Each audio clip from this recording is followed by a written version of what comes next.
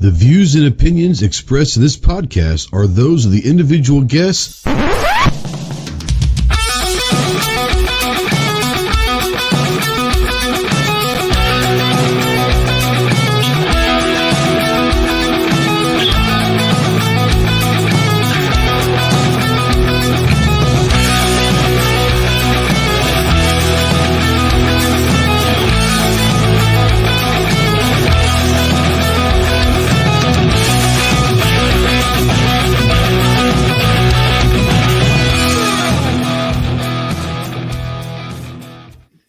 What is going on, my Go Squad? Welcome to the Armed Citizen Podcast live. This is episode number 329. We are streaming live, as always, on YouTube to over 150 countries worldwide. If you're out there in the live chat, go ahead and say something. We don't know that you're out there unless you do. If you're watching this in replay or listening to this in podcast form, the conversation does not have to stop right here, right now.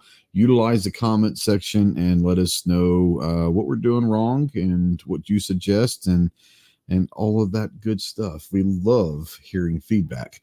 Like I said, if you are out there in the live chat, go ahead and say something. If you want to text in to the show, yes, you can text in to the show. Utilize the Ghost Tactical Hotline presented by our good friends over at Wilder Tactical.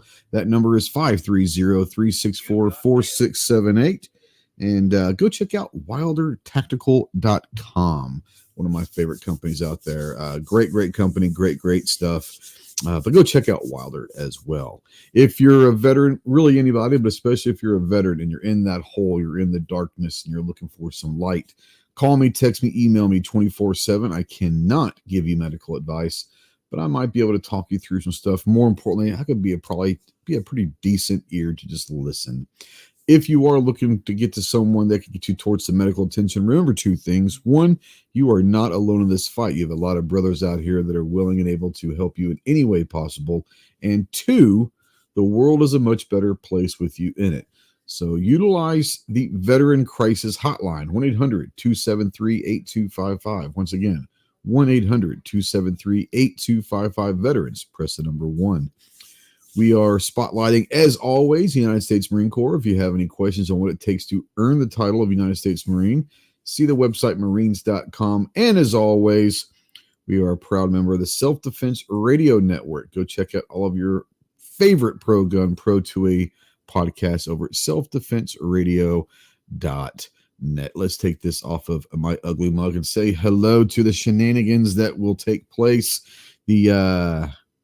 What do we call these guys? I don't even know what we're going to call them this week. The Fantastic Four. Oh, is that what you call them? Okay. All right. We'll go with that. The Fantastic Four tonight.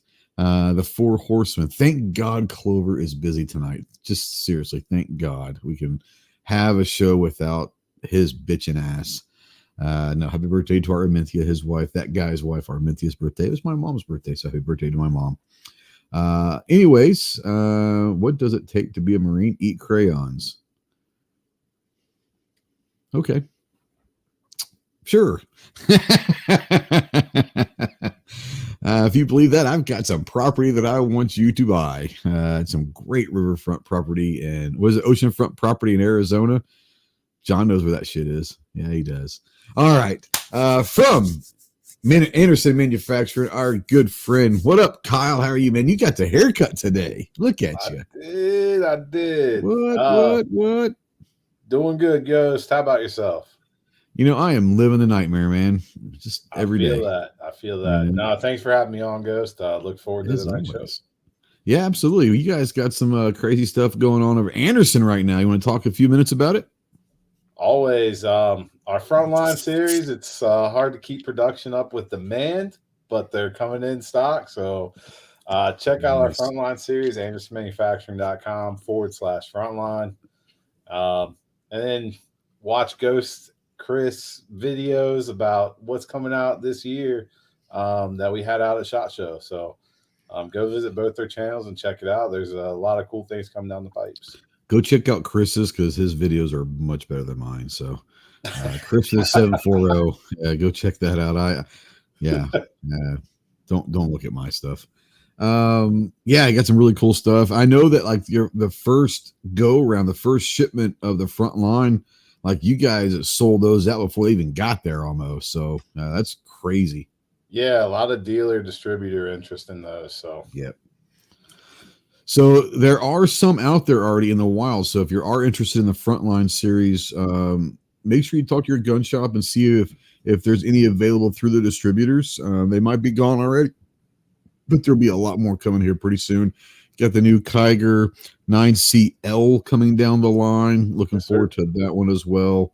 You guys know how I feel with the 9C Pro. It's what it is. It's the best thing I've shot in a couple years. So kudos to that. But yeah, go check out AndersonManufacturing.com. And Ghost, you might have a way for them to save some money on those. I do. You can utilize utilize the code GHOST. Or Chris, what's yours? I'll let you plug yours as well if you like him more than me, which I would too. Mine's just Chris from the 740. Yeah, all one word. Yep. Yeah, Chris from the 740, or just use code GHOST on checkout the Anderson and save yourself some money. Well, we got to bring up one more thing though. If we're talking about Anderson, yeah, because you guys both left it out. Yeah, you can get the Kiger frames now in and OD green. Actually, you cannot, because they were fucking sold out when I tried to buy one last week. Oh no! I got like mine. As soon as that email, I was like on. Kyle sends me a text one night, and I was like, "Oh snap, I'm on it." And like I try, and I was like, "It's like out of stock." I'm like, "What?" So the next morning, I was like, "Oh, okay, well maybe it was just out of stock." And there was a text that said, "Man, if you're gonna like help me and like get me excited about I'm all in on OD green, man. I'm all in on the green frame." I was like, "It's out of stock." He goes, "Yeah, you can get the strip lower." Like, I am not smart enough to put together. So that's what I bought the stripped ones. Yeah, I'm not. Come on, man. I can't put one of those together. I am not smart. I got the stripped one too, and OD. Yeah, but you literally work there. Like you have people at your disposal to do whatever you need to if you can't figure it out. Like I'm not mechanically inclined at all. That's true. It's so easy. But John, you'll like this one. I got smacked with the Brady's Law on it. Yeah, he did.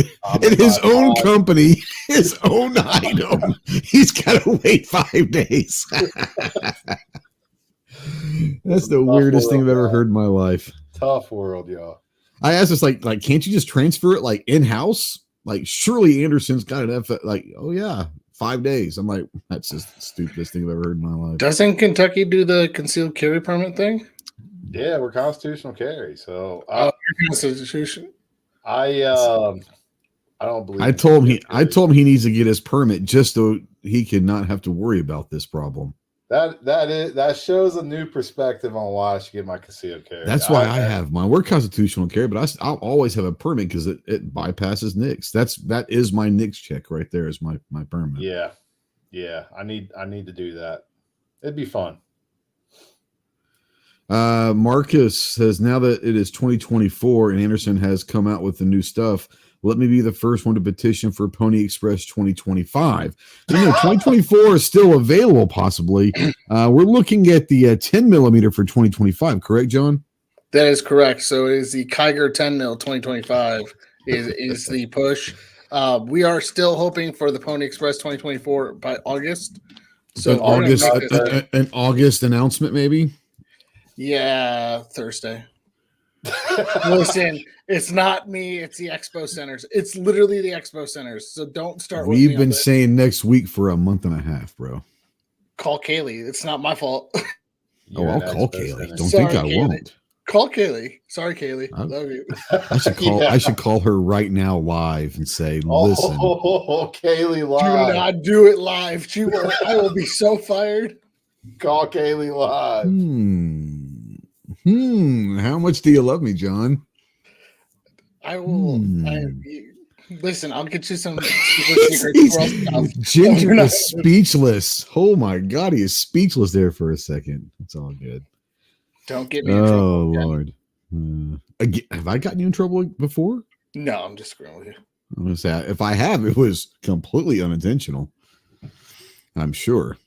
All right, from the weirdest state in the union, the only state that has 4 letters and takes 2 people to spell it out, Chris from the 7-4. What's up, homie? Not much, man. Thanks for the invite. Glad to be back. Yeah, man. I had a couple weeks where we had some companies come in, so now we're back to having some fun. Not that having them on wasn't fun, but now we get to kind of talk about our topics and stuff. Yeah. What you got going on? Anything special? Just dropped the unboxing video for the Advocate from Gideon, and then I'm going to drop the review Thursday.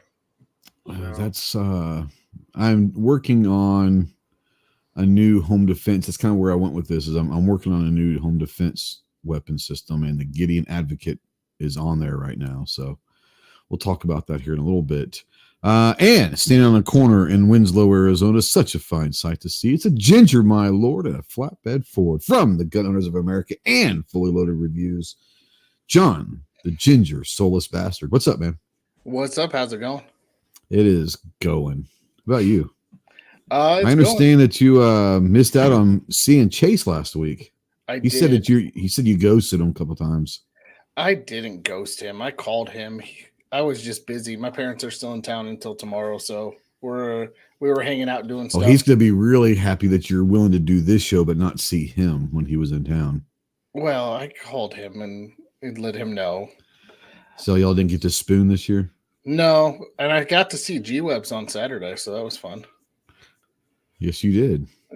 So what's up? I saw G pop in. What's up, G? Good to actually finally get to see him in person. I've never actually. Oh, that was the first time you ever met him in person? Actually, we got to meet him in person, so that was great. And then Sunday, if you haven't seen the reel that's up on Fully Loaded Reviews, we went out and took everything that we have up for review up. So there's everything on the table. Go comment on that video, and we'll start prioritizing what people want to see. Is it a 39-minute video? It's 32 seconds long. Oh, okay. I made it short this time. I mean, a short for you guys is about 27 minutes. So yes, so I would say it's 27 seconds. For you guys, it's 27 minutes. So go check that out. We've got some cool stuff up going on at Fully Loaded Reviews. Just got in the Ross Martin RM1C. That is a nice firearm. So I'm excited to start reviewing some of the stuff that we got in over the last couple months. Yep. Marcus, great question up there. I've started. We will get. If you guys have any comments or questions about home defense weapon setups, go ahead and start putting them out there. I'll star them. We'll bring them up here in a second. But yeah, what's going on with the GOA? Anything you want to talk about? It's 2A Tuesday, my man. Yeah, so we've got been busy for you guys, hasn't it? Busy, very busy. I've been off the last couple of days, so I'm catching up as it is. There's a lot of legislation going on, so if you want to keep up with GOA, go to the GOA Twitter. You'll see all the stuff that we're going. Wow, just throwing stuff mid-sentence. My puppy. Yeah. So go check out the GOA Twitter. That'll have everything that we're going up against. There's some things that are going to be happening, and hopefully an announcement on Fox News here later this week. Hoping. Fingers crossed. Only been waiting 6 weeks for it, but I've been waiting just as long as you, so trust me.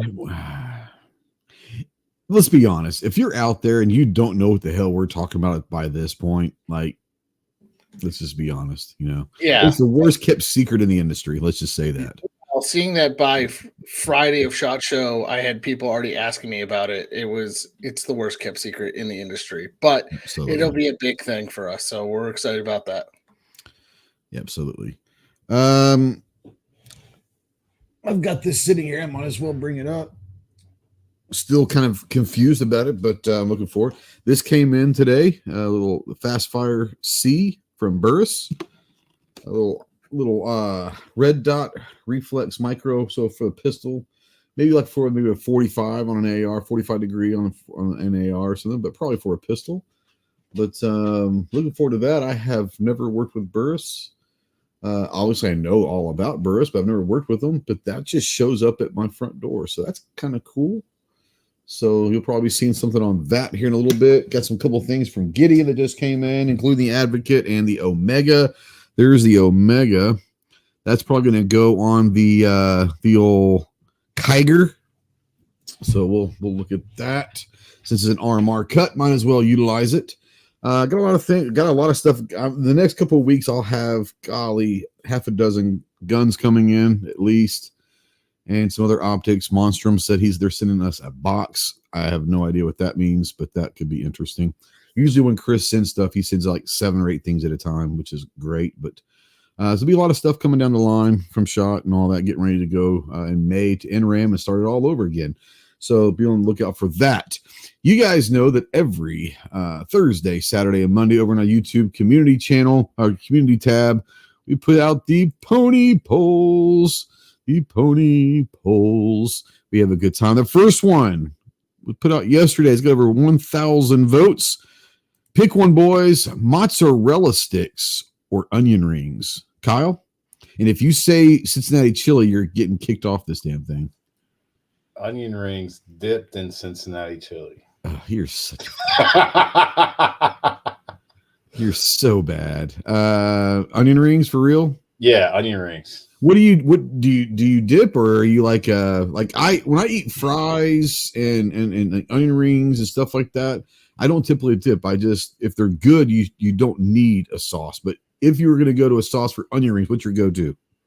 If I had to go to a sauce, I'm like you. I don't usually do it, but I'll make an exception for Burger King zesty sauce. Oh, okay. Yeah, that's interesting. Yeah. Okay. I've never had that. It's like a zesty ranch, pretty much. Is it? Okay. Kind of like a mixture of like ketchup and ranch or something? Not really. Maybe a little bit of ketchup in there. I don't really know what's in it. It's just good. It's just good. Well, that's all that matters. It's max, as the kids would say. Oh, see, I'm way too old for that. Big Al says onion rings and garlic ranch. Now, garlic ranch doesn't sound half bad. I'm a big garlic fan. So, Christopher, onion rings or mozz sticks? Oh, mozzarella sticks are one of my favorite things in the world. Do you have a favorite place you get them from, or just in general you like them? So we have this place here. It's kind of a franchise, but I don't know if they're outside of Ohio, but it's called Ralphie's, and they've got these. They're like a provolone wedge. Oh my God, they're good. Yeah. Oh wow, that sounds interesting. And then they bring it out with marinara sauce and all that. Marinara, okay, yeah. All right. Yeah, I love ginger. Mott sticks. I'm a big fan of both. I probably would swing Mott sticks if I had to choose of the two. Homemade onion rings are pretty damn good, though. Let's just be honest. Ginger, what about you? I'm going to go with Mott sticks, and I'm voting it now for SHOT Show next year. We need to go to the place that makes the world's largest mozzarella stick in Vegas. Have you seen this? It's like 3 feet long. I didn't know it was there. Yeah, all right, we're doing that. Yeah, we need to do that. But 3 feet long, good. But Chris, if you're ever down at AIM Surplus again, or Kyle, there's a little bar around the corner from them that makes some of the best onion rings I've ever had. They put like cream cheese in their onion rings. It is so good. That sounds pretty good. Yeah, Marcus says, for onion rings, ketchup or honey barbecue sauce. What the hell's wrong with you, man? Okay. Hey, everyone's their own weirdness. What's up? I just said to each their own. That's right. I mean, yeah. Real quick, John Sykes says, I don't know if you saw this or not, 2A Tuesday. GOA needs to take a look at Jackson, Mississippi. The city council proposed a few days ago to ban the sale and possession of all gun in the city limits of Jackson. You heard about this? I haven't heard about it. I'm looking back through our main chat, trying to see if anybody's brought this up. If he has an article, if you could, I don't know if he can comment it. That way I can kind of copy and paste it. If he can. Or you can email me.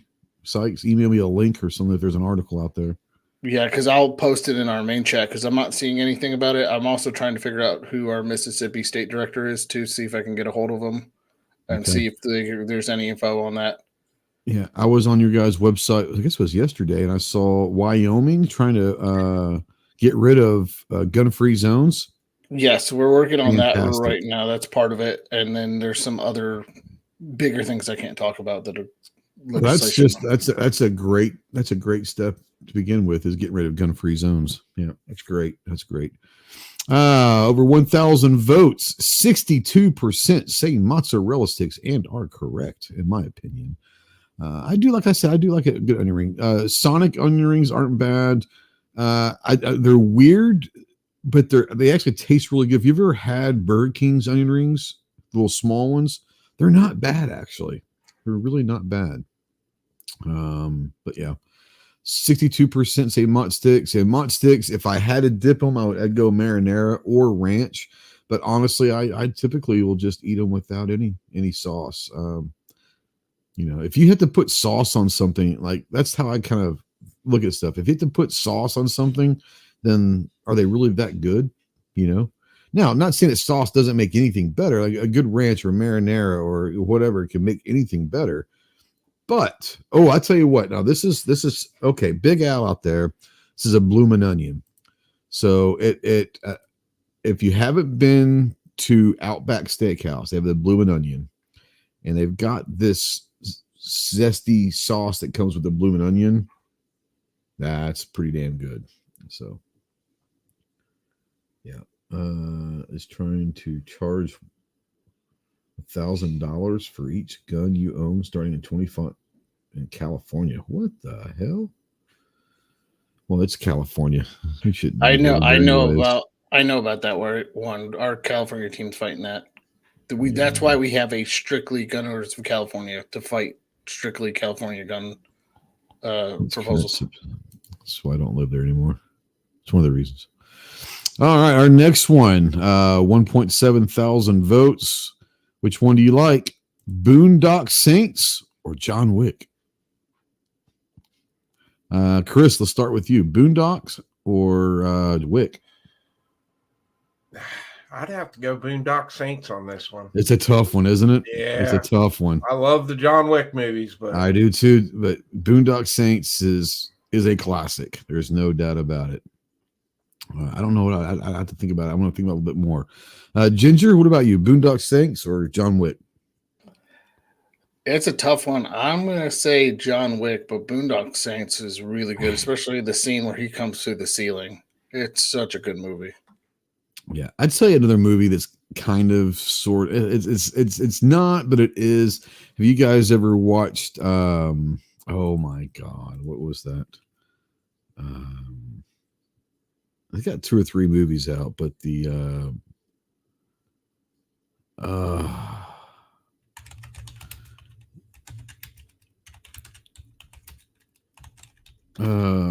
golly, what's it called? It's the British Spy. You're talking about Mr. Bean? Yeah, that's exactly what I'm talking about. No, the first one came out, I don't know, maybe 7-8 years ago, and God. Is it like the Kingsman or something? The Kingsman, that's the one. Yeah. Those are pretty good too. Yeah. I swear, if he said James Bond, I was about to smack him. Yeah. Kyle, Boondock Saints, John Wick. I'm going to have to go John Wick, but Boondock Saints had that first impression on me, and that prayer that they say always gets me amped up. I don't know why. But yeah. It gets me all fired up. Can't go wrong with either one of them. I'd probably have to go John Wick just because, happy birthday, Armentia. But yeah, Big Al. Boondock is. Big Al brought up Equalizer. That is also a good movie. Pretty good. I'd tell you a movie, and I haven't watched it in about, 6-7 months. You ever seen The Gentleman with Matthew McConaughey and Colin Farrell? I'm typically not a big Colin Farrell. It's his best part ever. And the guy that played just Charlie Hunnam or whatever, the guy that was from Sons of Anarchy. So it's an interesting, weird movie. Like Matthew McConaughey isn't playing like some weird, McConaughey role. It's kind of a serious movie. A lot of action in it though. But like McConaughey is an American living in London and like owns, like he is like the big dog of all like weed sales in London. Like, he's the weed king of London, and he's thinking about getting out of the game and retiring. So now it's just like this huge fight of who's going to get his kingdom, and who's going to be. Have you ever seen The Gentleman? It's pretty good. There's a scene in there that Colin Farrell is in there, and it's fantastic. It's fantastic. But yeah, it's a good movie. Go see it. 1.7 thousand votes. 80% say John Wick. Not surprising. I felt bad putting Boondock up against it, but like, what can you really put up against it? Boondock, I thought had a chance to be better than 80-20, but obviously the people have spoken. And our final question, 2.8 thousand votes. This is just in general. What do you prefer? An AR-15, like the 223-556, or like a PCC 9mm, whatever. So AR-15 or a PCC. Ginger, let's start with you on this one. Ooh, I know, right? it's hard. It depends on what I'm using it for, but I'm going to have to say the AR because it's a little bit more versatile. Now, if we're talking about the topic of the day, it's a little different. Absolutely. I hear you. Kyle? AR-15. Yep. Christopher? Yeah, I got to go AR-15. As much as I love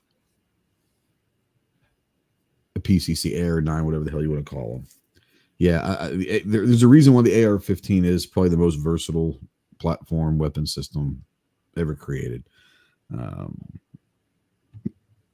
So I'd probably go, just in general, go AR-15.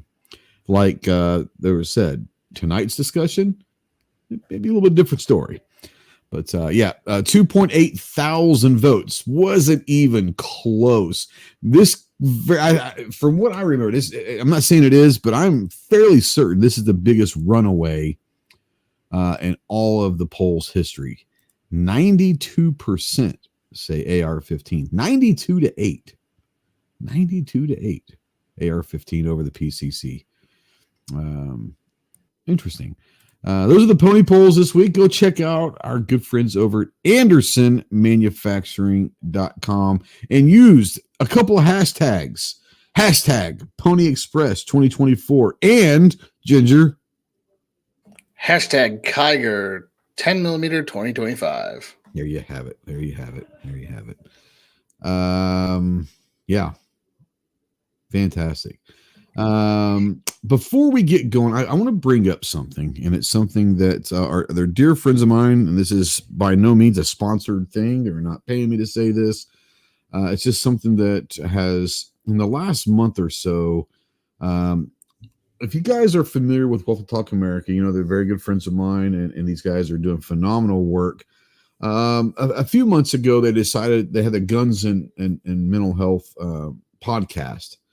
Great podcast, and it was always Jake and Mike, and nothing, there's anything wrong with that, but they've recently been bringing in Eddie and especially DB. They're bringing in a guest every week, and it's typically Friday mornings around 10 o'clock Central Time, so 11 Eastern. Would that make that 8 o'clock in the morning West Coast time? I don't know what Arizona, because I don't know if they're on. They're so weird that I don't know what time zone they're in half the time. But anyways, Friday mornings they do their live Guns and Mental Health podcast. And like I said, they've got a panel kind of like this, where there's 4 or 5 of the therapists, and they have really good discussions. They bring up topics that could be controversial. The best one that I've ever seen that they've done was a couple weeks ago, and there's a lot of people. I try to get as many people as I could put it on a community post and get people in there, but it was talking about psychedelics and mental health treatment. And if you're around the veteran community, that's been something that's going on for the last few years and has really helped a lot of guys. But anyways, fantastic podcast. So I'm suggesting, if you guys like podcasts, go and follow on YouTube the Walk the Talk America channel, and Friday mornings, make sure that you're at least maybe go back and watch it. Kyle, you've watched a couple of them. They're fantastic podcasts and really great guys. So we want to show them as much support as we can, but they're really doing some great work. So if you get a chance to I want to plug the Walk the Talk America Guns and Mental Health podcast on Friday mornings, or watch it in replay or whatever, but it's live on Friday mornings. They really do a good job interacting with the audience as well. So, yeah, it's what it is. Got into an argument with myself, and we decided that mental health is A-okay. I saw a great post I put in the NSA chat a few days ago. It says, if you see me talking to myself, I'm self-employed and we're just having a staff meeting. And I thought that was fantastic. I was like, yeah, don't worry about it. If I'm talking to myself, we're having a staff meeting. It's all good. But anyways, yeah, go check out the Walk Talk America podcast. I think you guys, I don't know if you're going to enjoy it or not. I really do enjoy it. But yeah, it maybe help a lot of people too. And if you know someone that needs some of that, I suggest you maybe turn them on as well. G Web says too early on Friday. Man, you don't sleep, so I know you're up. But yeah, all right. Let's kind of kick off the topic for tonight is home defense weapon setup, whether it's handgun, whatever we talk about. We'll go through the room and kind of say, okay, handgun setups, maybe a rifle or PCC or something like that, or a shotgun, whatever you're using for home defense, what we use to set up our stuff right now. And so I want to hear out there in the chat, what are you guys doing for home defense weapon setups? Is it handgun? Is it rifle? What calibers? All that kind of stuff. Maybe what optics, any lights that you got on there, anything and everything. That's kind of what we're going to be doing. But this Marcus out there says, for home defense, if you're running AR-15, which caliber do you like and what barrel length do you guys prefer? So I think that coming off of the last poll question, obviously also AR-15 is a very popular weapon system and platform. And I would imagine a lot of people do utilize ARs for home defense. So let's kind of go through the room. If the caveat, if Till Valhalla, I've worked with Till Valhalla for several years, man. They're fantastic. I'm good friends with those guys. So yes, I have worked with Till Valhalla since 2019, actually. Yeah, it's been almost 5 years. Holy cow. Anyways, let's go through the room and kind of say, if you were going to use an AR platform, what caliber are you rocking? I think that was his question, was it not? What caliber? Let's start with what caliber. Kyle, AR platform, if you're rocking it for home defense, what caliber are you rolling with? 5.56. Okay. Any particular reason why, or is it just it is what it is? I personally am most experienced with 5.56. So that's just what I'm comfortable with, and I know that in any situation I get put into, I could probably fight my way out with a 5.56. Yeah, no, that's legit. That's legit. Chris, home defense AR. What do you chamber? What caliber are you rocking? 300 blackout. 300 blackout. Well, I'll ask you the same question. Any particular reason?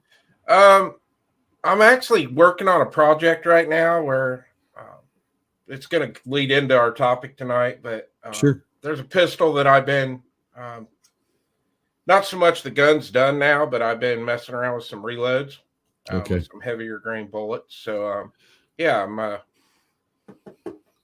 probably going to turn into my new home defense gun. So 300 blackout works best going subsonic. Are you going to throw a can on there, like for home defense? Yeah, that's the plan. Okay, yeah. There you go. All right. It sounds weird, but 300 blackout is one of those that was designed almost to go subsonic. It's one of those cartridges that literally runs better and is just a better all-around caliber running subsonic with a can. Not many can say that. But 300 blackout specifically is one of those. And for home defense, yeah. Let me go back to Kyle real quick. If you had the AR and 5.56, we won't go into like dots, lights, anything like that yet. That said, what length would you run? Would you run more of a pistol length or would you run a rifle length? Right now I currently run a 16-inch. Okay. All right. There you go. Chris, what would your length be for the 300 blackout be? Now, this one that I've got for my soon-to-be home defense gun's got a 7.5-inch barrel on it. There you go. Buck says Biden said all you need is a double barrel shotgun, and you can just shoot him in the leg. You know. Stephen Elder says 12 gauge Remington. RTAC said 10 millimeter AR. I'm assuming he meant PCC. Let's see, am I missing anything out there? RTT says 20-inch AR chambered at 270 because fuck the bad guy, your wall and your neighbor's refrigerator. That's fair. Like at this point, if someone's coming in the house, do you care about your neighbor's refrigerator? Not one bit. Not one bit. My buddy Lance off the X over there, 11.5, 5.56. That's solid. I'm really starting to dig that 11.5-inch barrel. I really am. Hey, baby, how are you? I think you've got a link if you want it, Snobby. Stephen Elder says sawed off 7 millimeter Remington. Okay, have fun with that. Wow, that is gonna. If the bullet doesn't kill them, the concussion from the blast inside the house will. Let's just put it that way. 14-inch AR-15, John says. Okay. Ginger, what do you rock? What do you rock? All right, so AR right platform.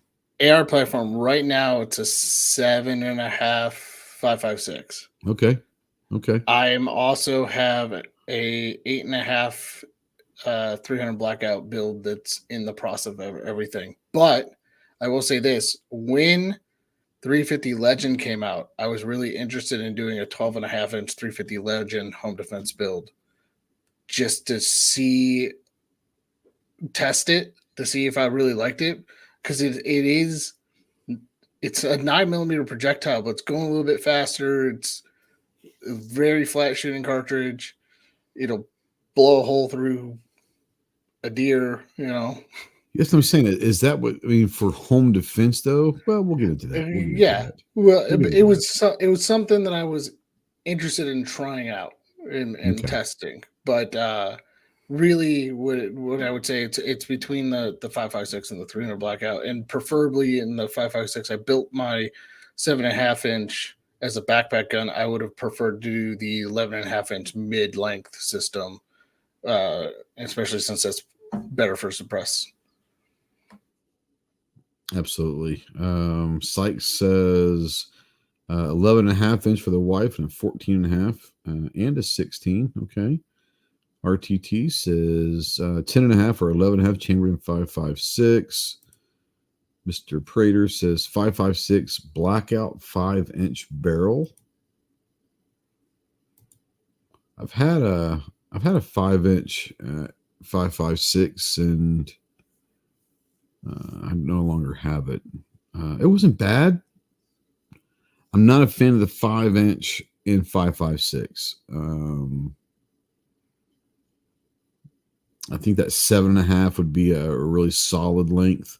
5 for me was just it didn't feel right. I don't know how else to explain it. It didn't feel right. So you're definitely gonna have some concussive power coming off that barrel, though. Yeah, I mean it's one of those where I mean, is it bad? No, it's just I don't know. Like if you were to say like one of my 9 PCCs is a 5-inch Foxtrot Mike. I love it for 9 millimeter. Absolutely, hell yeah. For 5.56 though, I think that. I think the sweet spot for 5.56 is that 10 to 11 inch, 10 to 12 inch, probably 7.5. I think can work, but I think that sweet spot for me at least is that 10 to 12 inch 5.56. That's just me. Let's go back to Kyle real quick and let's do this. I'm not saying what is yours right now.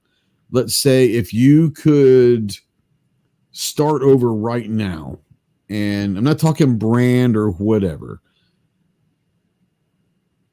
what would, and money wasn't an object, it's just it's paid for. Someone's going to buy you whatever you want, and I'm not talking about brand, but just whatever caliber, setup, length, and all of that. What would you optimally like to have for home defense? AR platform? Whatever. I probably still would go either way. AR platform. I'd probably go 10.5-inch, 300 blackout, suppressed. If money's not an object, I get suppressed. Yeah, no, it's not. Someone's going to give it to you. Someone's, you've got Daddy Warbucks is going to come out and say, hey, whatever you want is what you're going to get.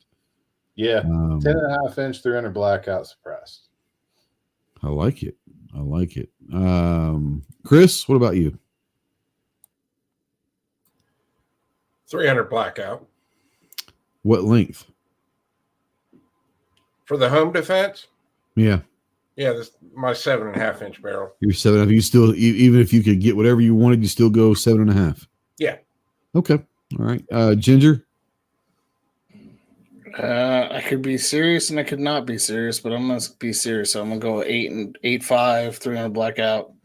I mean, if I didn't want to be serious, I'd say like a 12.5, 458 SOCOM. Because why not? If you run a suppress, it ain't that bad idea. Let's just be honest. Yeah. Yeah.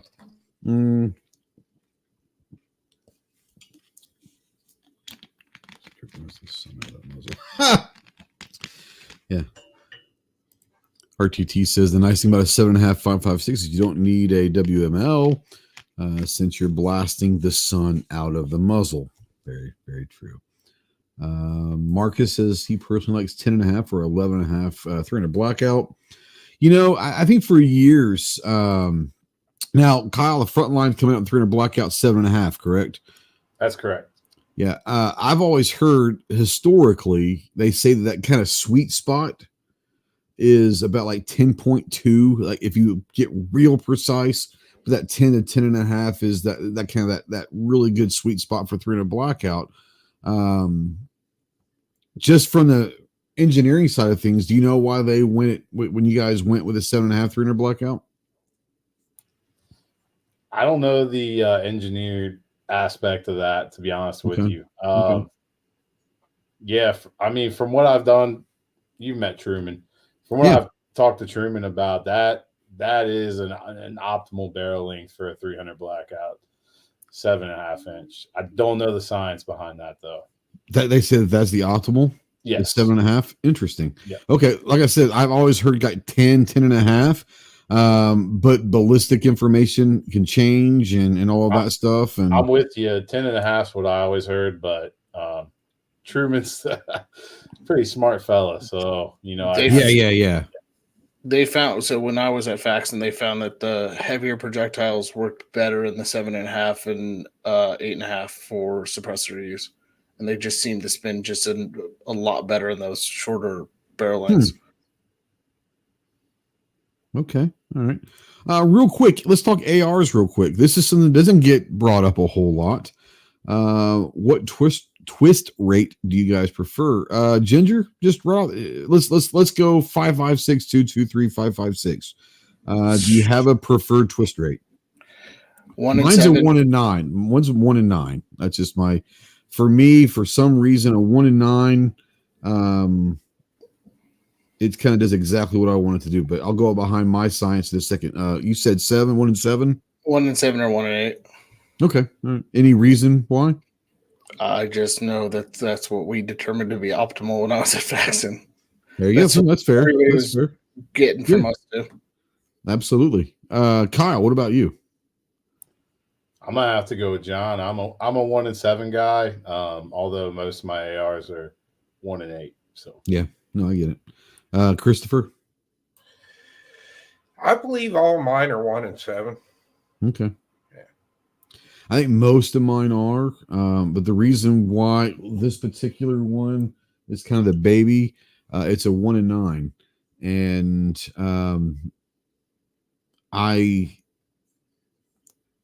so there's no science behind it in my eyes. It's just for some reason, I'm not the guy that wants to try to push an AR out to 600 to 1,000 yards. Can they do it? 100% they can. I'm a believer that an AR is that 100 to 300, 400 maximum. And after that, I'm probably going up to 308, 6.5 Creed, or a heavier rifle, AR-10 or Bolt or whatever.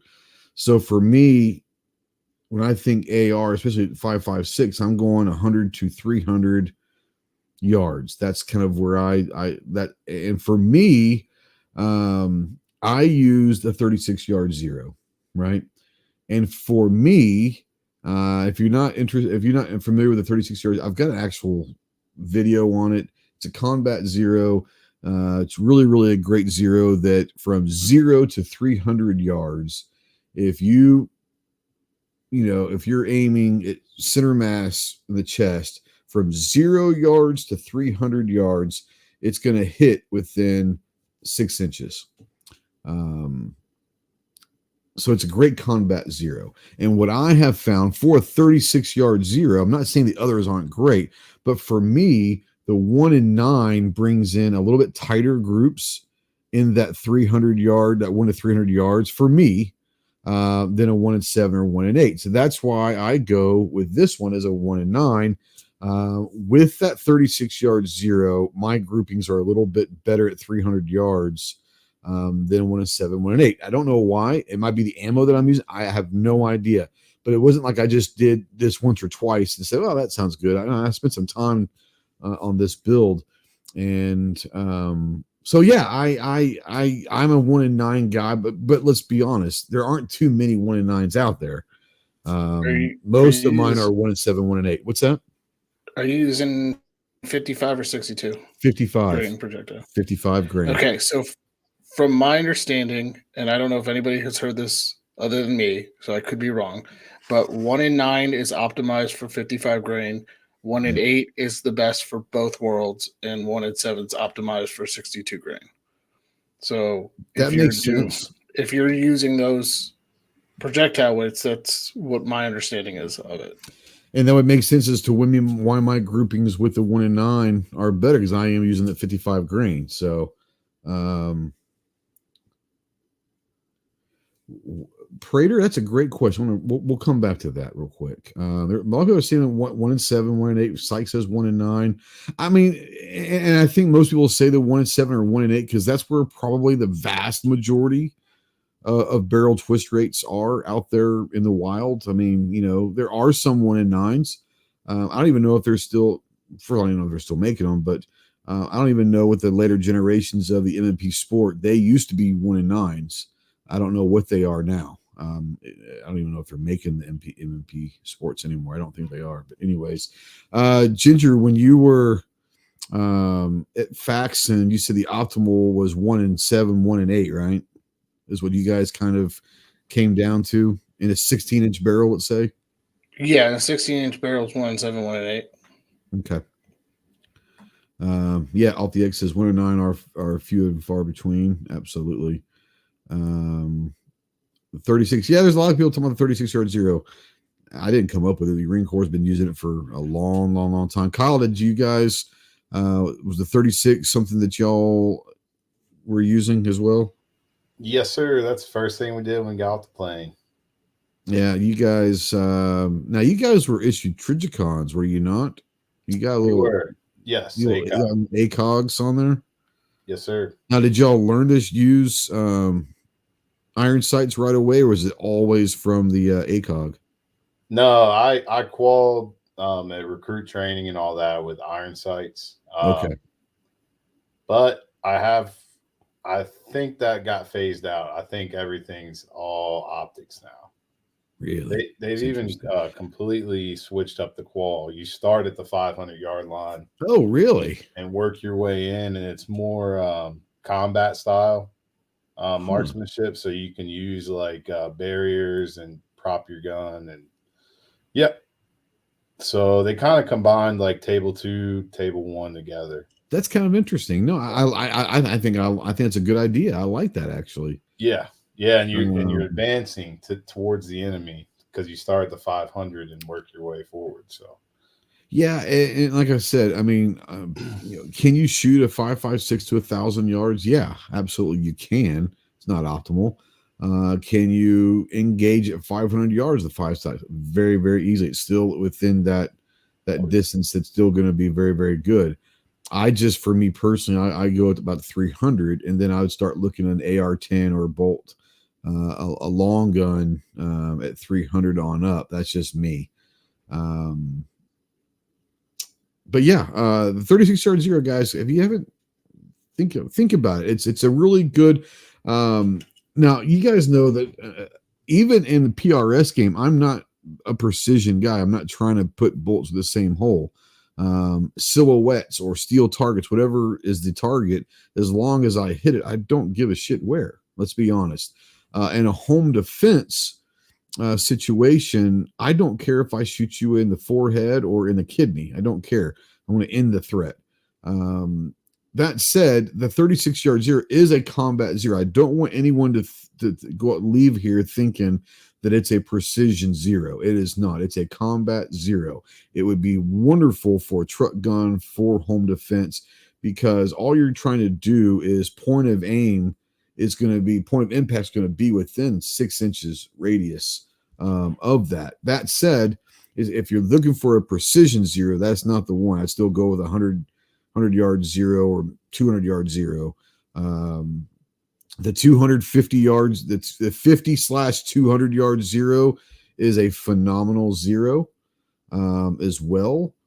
But I'm a huge fan of the 36-yard for a 55 grain 5.56 AR. You get that optic zeroed in at 30 yards, 36 yards. And like I said, from point blank to 300 yards, you put that dot center chest, unless you've got really bad mechanics, you're going to be all right. So that might be a zero that you guys might want to talk about for some kind of a truck gun or home defense and all of that. If you're not looking for a precision zero, I would 100% at least look into the 36-yard zero if you're using AR 5.56 for sure. Kyle, let's go in real quick for let's talk the AR and all that. For home defense, obviously you might not be using it for just home defense. What are you going to zero that AR in? Now you said you're going 5.56 or 300 blackout. I can't remember. Your optimum. Yeah, 300 blackout, 10.5. 10.5. What would zero would you use at that point? Oh, yeah, 36 yards for sure. So you like the 36 yard as well? Yep. Okay. Chris, your optimum was a 7.5 inch 300 blackout. Is that correct? Yep. What zero are you going to run on your optic? I put a 25 on it. 25. That's pretty solid. Ginger, what zero are you rocking? I'm going to be different than everybody else. I'm going to say whatever the ammo manufacturer recommends is the optimal zero. And I say that because, depending on your home defense load and what you're practicing with could be two different things. So knowing what that arc is and knowing what that zero is probably what I would do. Sure. That's a fair point. Let's talk optics on home defense. We're going to stay with an AR platform. 5.56 300 blackout. What kind of optic are you guys running? You guys running a red dot, an LPVO? What are you guys going to run? Chris, we'll start with you. This 300 blackout pistol I just did I've got a SIG Romeo MSR on it, and then I got a three power magnifier behind it. Okay. Yep. Is it a flip up magnifier? Yeah. Yep. Okay. Kind of like that. Yeah. Ginger, what kind of optic are you going to run? Either a dot or a prism. Okay. Kyle?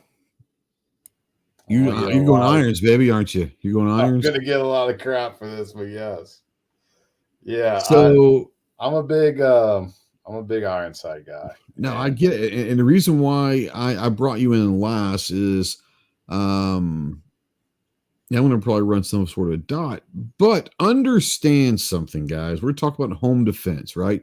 So let's just assume that you don't live in the Hamptons in a 20,000 square foot castle, right?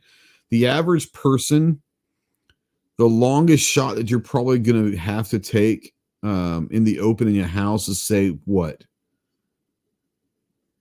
20, 30 feet, 10 yards at the most, right? This is going to sound crazy. At 10 yards in that situation, I'm probably pointing and shooting. Yeah, I'm going to have an optic on there, but if you've gone through stuff that like, let's say, no offense to anybody else, but Kyle and I have gone through quite a bit of CQB training in our lives, and what drives me nuts is you see movies and all that, people running CQB, or you see people that have very little experience.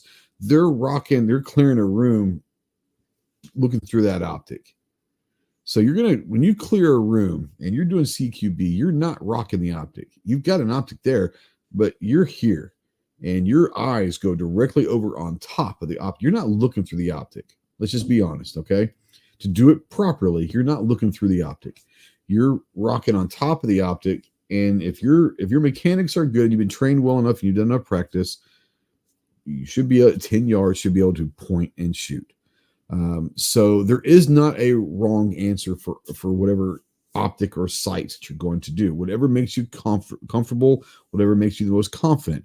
What I suggest that you guys do is next time you take your AR or whatever that you're using for home defense, if it's a rifle of some sort, you have an optic on there. Try putting a target out at 10 yards in front of you and trying to get 10 shots off. You don't have to do it quickly, but relatively quickly.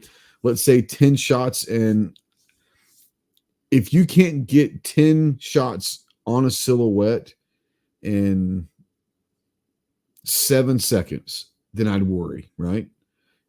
You can probably get them in about 2. If you really, 2 or 3 seconds should be pretty awesome. But let's say 7 seconds to get 10 shots off in a silhouette. But try doing it without looking through your optic. Eyes directly over that optic, point and shoot. Your mechanics, if you've done it enough, you should be able to boom, boom, boom, boom, boom, boom, boom, boom, and hit. I'm not saying precise. I'm saying the silhouette target, you should be able to end that threat. You should be able to get 10 out of 10 shots on the silhouette without using an optic. Just saying. Lance said that'd be a great video idea. I don't know. I haven't done one of those before. Surely I have. Probably not. But you know what? That would be a pretty cool one, is to show different ways of shooting. I'm not saying don't look through your optic. If you want to look through your optic, look through your dot, whatever, then by all means do it. But understand what you're doing in that situation. I can tell you from experience. I don't try to throw my experience out there a whole lot, but I will tell you this. This is something that I was very good at. I was unfortunately a point man, and Kyle knows point man's and CQB is not fun. But I loved it. From my experience, if you're clearing a room, clearing a building of whatever, and you're actually looking through your optic, you're taking all of your vision away and focusing it on one little tube. When you're clearing, you've got to be able to see everything. You've got to be able to see anything that's moving in your peripherals. You've got to be able, without doing all of this and all of that, you should be able to get right there, and I can look, and my rifle hasn't moved. Okay, mechanics are good. If you're working on CQB, I'm not saying it's the only way, it's not the right way. It's the way that I've done it and how I was trained, and it works for me. But if you work on it long enough, you should be able to present eyes on top of your optic, point and shoot at 10 yards, which is 30 feet, and you should be able to get 10 shots in a silhouette. That's just me. What do you guys think of? I'm going to throw it out there, but I mean, Are you guys all about in that room clearing, that CQB, that home defense? You guys looking through the optic, or how are y'all running that? And feel free to just jump in. One thing I've seen that I definitely need to work on is people running red dots in CQB. Yep. And really just training every time they shoot with that weapon system, with that setup, training to keep both eyes open. Yep. Dominant eye down the sight and non-dominant eye kind of, I know it sounds like you'd have crazy eyes doing that, but I've seen people work very well, kind of like, holding to that sight, but also being able to use their peripherals. Absolutely. But I'm the same way you are, Ghost. I just iron sight guy, but I'm more aiming with my thumb than anything as I'm coming through. Yep. Technique in CQB. This is where I kind of geek out, right? I love CQB. If you've never done a home defense CQB training class and you find one around, man, go do it. They're fun as hell. They are really, really fun. But most of what CQB and the reason why I say CQB is that's close quarter combat, that's close quarter battle, if you will. But that's home defense, right? That's home defense tactics. That's defense inside a close quarter. But people don't understand how much footwork plays an enormous role in handling. There's talking about the threshold and the funnel of death, and those are terms that we use. I don't know if anyone else uses. That's the terms that we use in the Marine Corps. The funnel of death. You don't want to get stuck in a doorway. The funnel of death. You got to get through that threshold and move quickly. Footwork has to be a specific way. And I know it sounds crazy, but you see military guys that do CQB. They've done hours and hundreds of hours.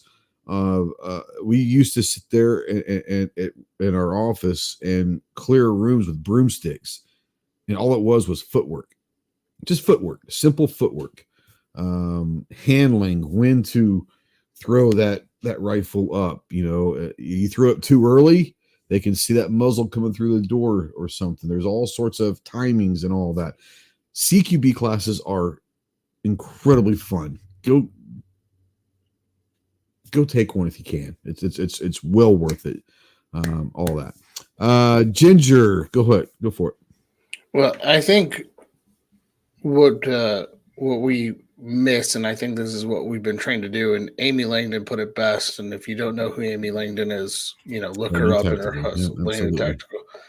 She put it best. A lot of people are training now to shoot 10 shots in a center in a group about this big in 5 seconds, and training that. What we really need to be training is putting 10 shots on a silhouette size target in time. And I think that's the big flaw with everybody now is that we're trained to put bullets on top of each other. What we need to be training is hitting the target.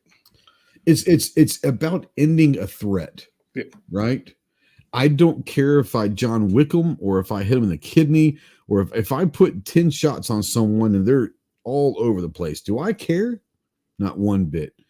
My job is to end that threat.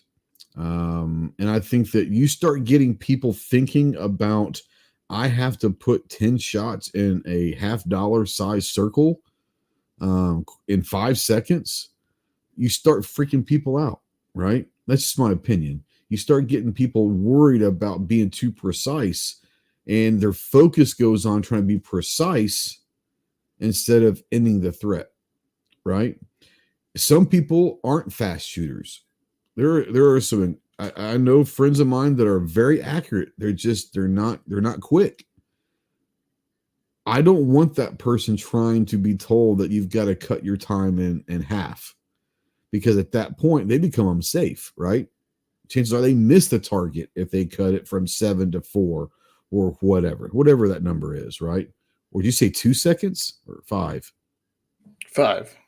Oh, okay. I think for somebody 2 seconds. Yeah, 5 seconds, absolutely. You should be able to hit it. Now, I'm not saying you should be able to put them like that in 5. I don't think you should be trying to do that. I think you should try to hit, was it the B-52 target? Is that the silhouette IDPA, USPSA targets, whatever? the B-52 target, you should be able to get 10 shots in a silhouette in 5 seconds at 10 yards. That shouldn't be a problem. If you can't do that, then that should be your goal. Okay. And I think you should do it with point shoot. I don't think that you should have to worry about an optic. Chris, what are you looking through a dot? What is your personal, what are you trying to accomplish in that CQB with your optic? Well, I'm not a CQB guy by any means. I mean, but like from a competition standpoint for me, it's kind of hard to explain what I do, but when that buzzer goes off, I got to get 2 shots in a 6 by 11 inch box. But the thing is like, and me being, I'm a lefty, so obviously with my right eye, I'm already tracking my next 4 or 5 targets because I got to get 2 shots on that A zone and get. So I guess for me, I just kind of use my same thing as I do with the competition side of it. Yeah, and that's a good one. And a lot of the times, I'm not looking through the dot. I'm just hit that target and then start moving on to the next. And absolutely. Once again, I'm not saying there's anything wrong with actually looking through the tube at the dot. Would never say that that's wrong. I'm saying that if you can get a 10 yards, and this is just my thing, okay? I think that 10 yards, 10 out of 10 at 10 yards in a silhouette is kind of the standard. Like if you can do that, then you can defend your house, right? You can defend your family. Now, once let's say you can get that 10 shots under 5 seconds, all hitting silhouette with that dot, right? If you're using a dot, then yeah, maybe you need to start tighter groups. But once you know that you can consistently get 10 shots under 5 seconds in a good grouping at 10 yards, why not try point shooting? Like try it. You've already kind of mastered, or you're very, very proficient the other way. What if that optic goes out? What if you drop your rifle and it comes off? What if the glass breaks? What if the battery runs out and now you don't have that dot at 3:00 in the morning? What are you going to do? Why not practice it? Practice the point shoot. And like I said, I think you'll be surprised at how accurate you can be with a point shoot method. That's just me. We're still going ARs here. You guys running a light on your rifles for home defense? Weapons mounted light, I should say. Chris, we'll start with you on that one. Yeah, I'm running a weapons mounted light. Okay. Ginger, you run a weapon mount, or are you doing handheld or what? Weapons mounted if it's an AR, yeah. Okay. Kyle, what about you? No light? No. Okay. Hey, the founder of IDPA said we don't need lights. I'm just kidding. I don't know. Did Bill Wilson say that? He very well could have. I don't know. No, no, it wasn't Bill Wilson. I can't remember the guy. Ken Hackathorn. Yeah. Hackathorn said that? That doesn't surprise me. Yeah. But yeah, no. No, if it's dark, I'm going O2 sight, and just that's how I'm going to roll. Yeah, no, I get it. I have nothing against flashlights. I really don't. But my home defense weapon's kind of minimalist in nature, and just I don't want the extra weight. No, that's fair.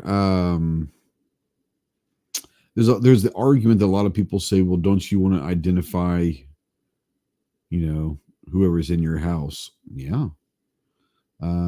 Two things about flashlights. Do I have a flashlight on mine? Yes, I do. Do I ever use one? Very rarely. And here's why. Several reasons. One, a light can give away your position. Okay. If you're worried about a tactical advantage, I will not ever turn my lights on in that home defense situation. Kyle knows what I'm talking about, but I work best in the dark. I have an advantage in the dark. I know the layout of my house. If I keep those lights off, I know where every couch is, where every chair is. I can maneuver around my house with literally the blindfold on if I wanted to, because I know where everything is. You turn the lights on, they now are able to see as well. I like the advantage of being in the dark. 2, your natural vision, night vision. People don't realize that an intruder is coming from the outside, even if it's dark at night. You know, they have their car lights on, there's something, their eyes aren't adjusted to the dark yet. Your eyes are going to be adjusted to the dark, and your natural night vision gives you an advantage. You start flashing a flashlight, and it actually hurts you just as much as it does them. Now, are there absolute advantages of having a light? Yes. 1, identifying is incredibly easy with that. 2, you can actually use the light as a weapon itself. You get one of these 2,000 lumen lights that are in there now that they've got out there, LEDs, and you'd put that in someone's face at 10 feet away, you're going to blind them for a few seconds. So you have an advantage there. I'm telling you that just me, I before I pull a trigger inside my home, I will briefly flash that light for identification purposes. But other than that, I'm not using the light. I want the advantage of the darkness. What do you guys think about lights and all that? Positives, negatives. This is a free open. Don't let me call on you. Just start talking. What do you guys think about weapons, mounted lights, as far as saw that? Advantages of lights and why you guys are running them for Chris and Ginger. I mean, I like having a light to identify, but I'm also with you where my natural night vision is going to be better than what it's in the outside light coming in, silhouetting things. But it's more of a identification of, hey, there's the threat. Other than that, you know, if you hold a weapon to my, if you're taking any sort of light training or low light training, if you hold that weapons light wrong, you're just lighting yourself up. Yep. So. No, for sure. There's a lot to be said about taking some low light or no light training as well. Great classes in that as well. Chris, for your purposes of the light, what are the main reasons why you decide to mount a light on your rifle?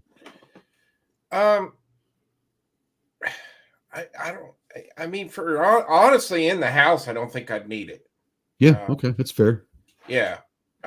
Going outside now, but this would be more of a coyote or something in the yard type thing.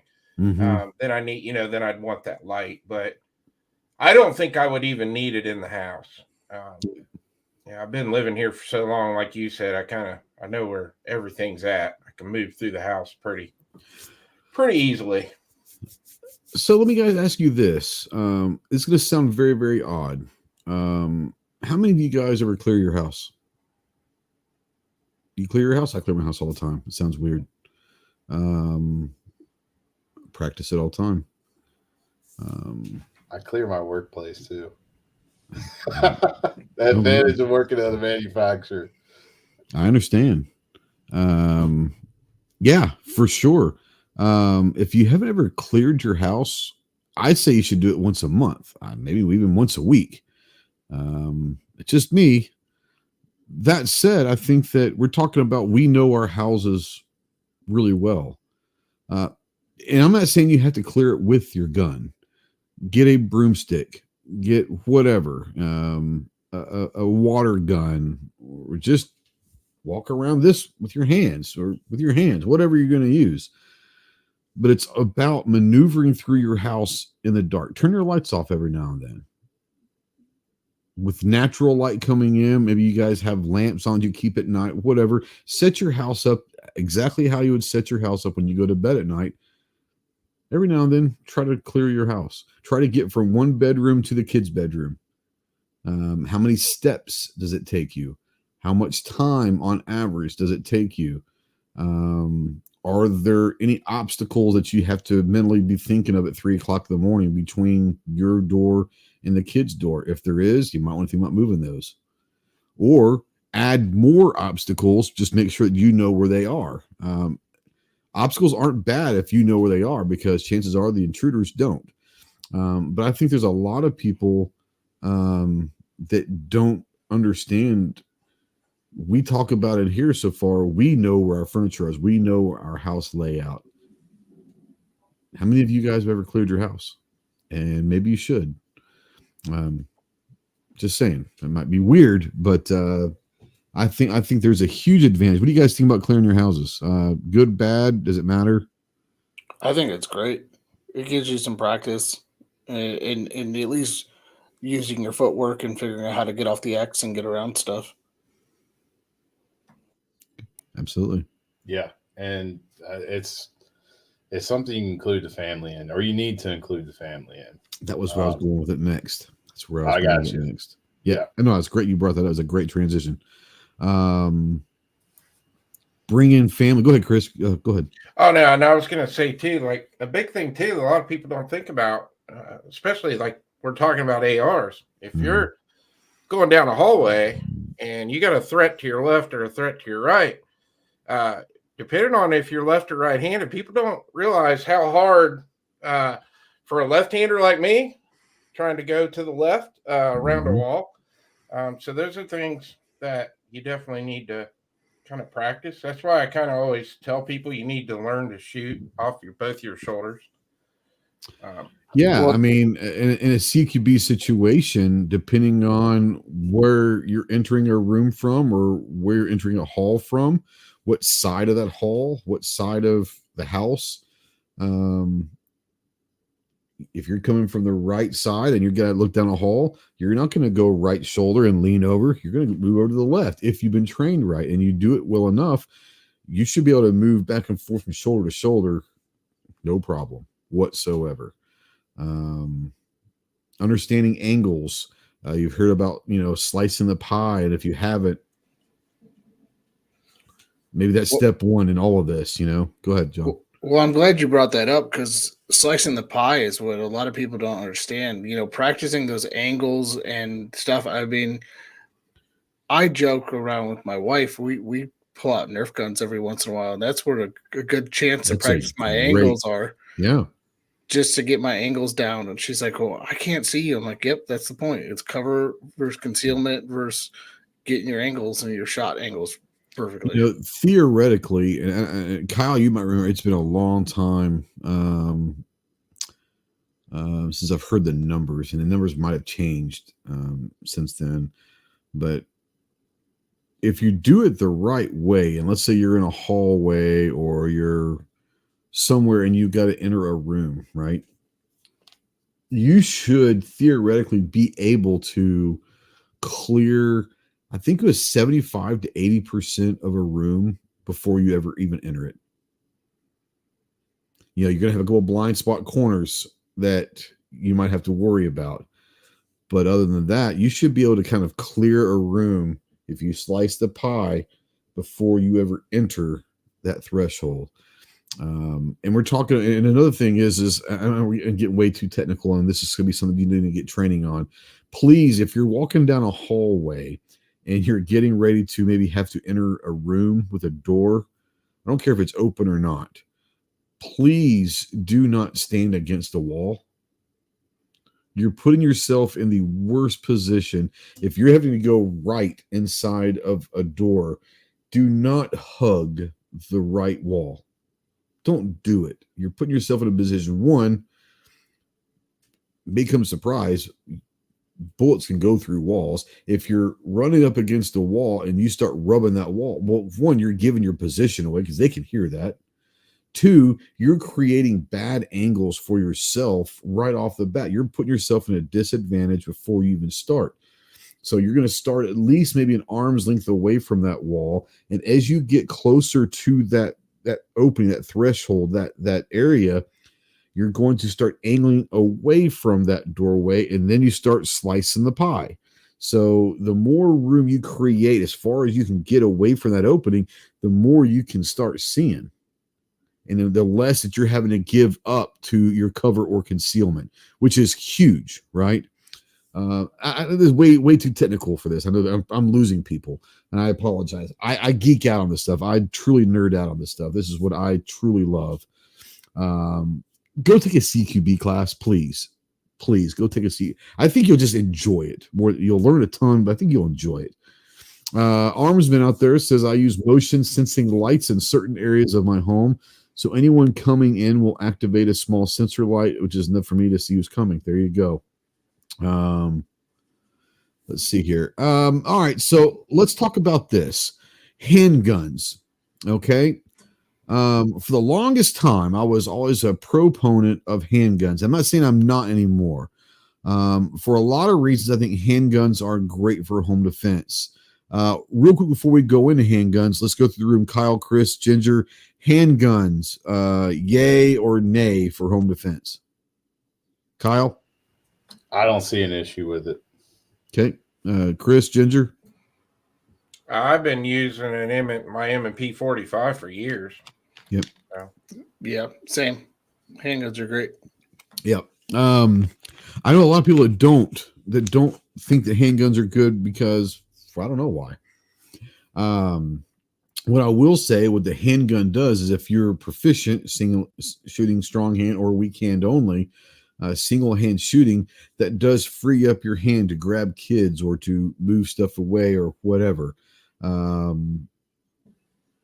Let's talk about a handgun setup. Optimal handgun setup for you, Kyle, whether it's optics, light, what kind of sights. If you were setting up the Kiger for home defense, how would you set it up?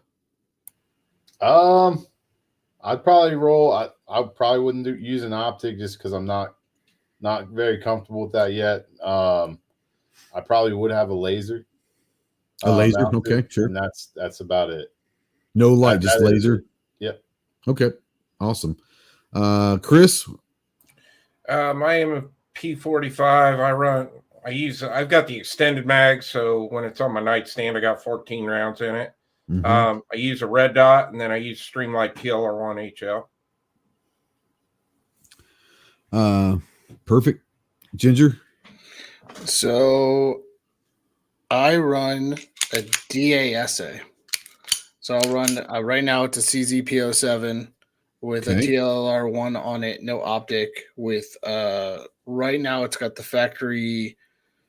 What do you want to call it? They're not night sights, but they glow in the dark when you hit them with light. You talking about the tritium sights? They're not tritium though. They fiber optic? No, they glow when you hit them with light. You talking like the glow in the dark paint stuff? Yeah, it's got glow in the dark paint. It's not ideal. Yeah, I want to replace them. I'd rather replace those with night vision night sights. I just haven't had a chance, but I don't know what it is about DASA that I prefer for. So let me ask you this. I have no problem if you're running double action. I have no problem with that. Let me ask you this. That gun, let's say, is on a nightstand or in a drawer. Let's just assume, right? Or in a safe on your nightstand. However, you have it. Is it cocked and ready to go? Is it in single action, or is your first shot going to be in double action? First shot, DA. Okay, so you've got it you've got the hammer down, is what you're saying. Yes. So your first shot will be in double action, or are you going to go ahead and manually cock that and shoot your first shot from? You're saying that you want your first shot in double action. Yeah, that's how I've trained with it. Interesting. Okay, no, I'm not saying it's wrong. That's interesting to me, And that's my thing. I have practiced with that more in DA. Going DA to single than that.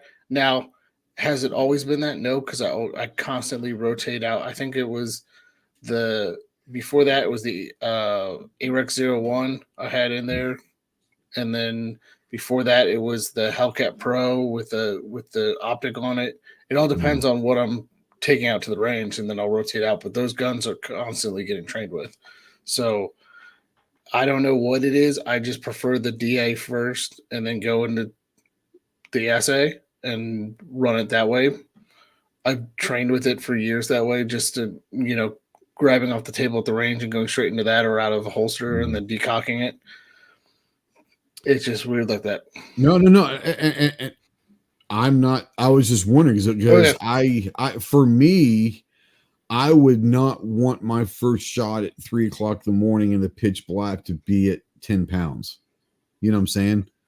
That's just me. That's just me. Yeah. But I get it. As long as you're practiced with it and you're good with it, then hey, man. I think it came from. At one point, I was staying with a buddy who had a kid, and that's why I did it that way, because that first trigger pull is heavier. Yeah. Again, they could theoretically cock the hammer back, and sure, it was just. But I trained that having way. Having that hammered down also is not a bad way to have it stored or in a drawer in your safe. Is having that hammered down is probably the safest way to have it. Whatever. For me, so now my home defense handgun is now the Witness 2311. I have the red dot on there for YouTube. It is empty. I know it's live. I'm not handling it. I'm pointing. Optic on the front. This is the TLR 10, and it's got several different modes. I really like that light. So yeah, I've kind of gone to that for my handgun. I am working on right now a new setup for home defense. I'm really loving it. It's the SAR 109T, which is a 9mm, like 8-inch barrel, and it's basically, and you guys that know me that I love the HK 416. It's amazing. This is basically a 416 clone in 9mm and 8-inch barrel. And I put the Advocate on there, and it's a pistol, a 9mm pistol, AR pistol, I should say. And I'm gonna have a light on there. Got the irons on there, the old HK, if you would call the HK MP5 sights on there. If you ever looked at the 109T, I don't even know if they're out anymore. I've had it for a few years now, and I absolutely love it. It's got a quad rail on it. Kyle, Team Quad Rail. I'm a quad rail, guy. It's a great one.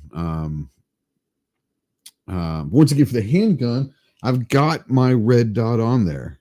But once again, even with handguns, if I'm clearing a room, I'm pointing and shooting. I'm not focusing on sights or optics in a home defense inside that 10-yard thing. That's just me. That's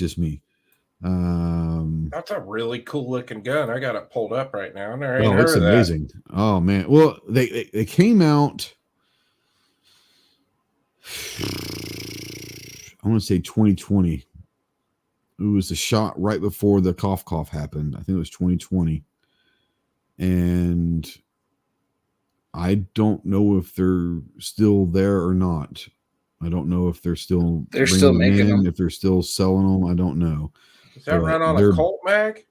It's running a Colt mag, yeah. It is on a Colt mag. It's badass. But once again, I'm a 416 guy. So if you're a 416 guy, and you'll look at this and immediately you'll recognize the 416 influence. Even the controls, like I said, the front and rear sights are the old HK sights, and everything about it is HK-esque. So if you're an HK 416 guy like I am, with the quad rail and all that, this is a bad to the bone little thingamajig. So that's what I'm working with right now. That Advocate is pretty cool. I have not shot it yet. I mounted it a couple of nights ago, and it's pretty cool, and it's a perfect height. Because you guys know the HK sights, they flip up. They're not like normal iron sights. They're the HK sights round. If you know what MP5 sights, you know what they are. But when those things pop up, you can still see them through the optic, but they're it's up enough to where it's not taking over everything. I really do like that Advocate right now. And like I said, for a micro prism, typically the bad thing about prism scopes is there is very little, if any, eye relief. Like you almost sometimes have to be kind of really close up to that optic. With this, for some reason, I'm not saying it's unlimited like a red dot, but I'm having no problems being far away. So I'm having no problems. So Chris, so far with your Advocate that you've got, has eye relief been an issue with you at all? No, I actually put it on my PCC. Oh, did you? Yeah. And then I took it out to the range. I filmed that review a week ago, Sunday, I think. And yeah, the eye relief, and I'm really impressed with the brightness of that lighted reticle too. I keep mine on like the second, maybe the third. I think it's like the second setting. I don't like a real bright reticle, but like the second or third level is still pretty bright. Like it's pretty crazy bright when you set up, especially if you go to the full power of that light.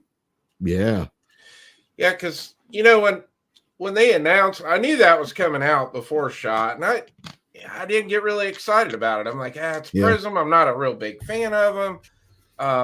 But then when I picked it up at SHOT Show, and I'm, because they had it on an MP5, and I'm looking at it, and I'm like, I'm pushing it further and further away from me, and I'm like, whoa, this thing's got some really good eye relief here. And like I said, for Prism optics, that's usually not the case. Yeah, and then I was like, I really want to get this thing to the house and get a review done on it. So yeah, for sure.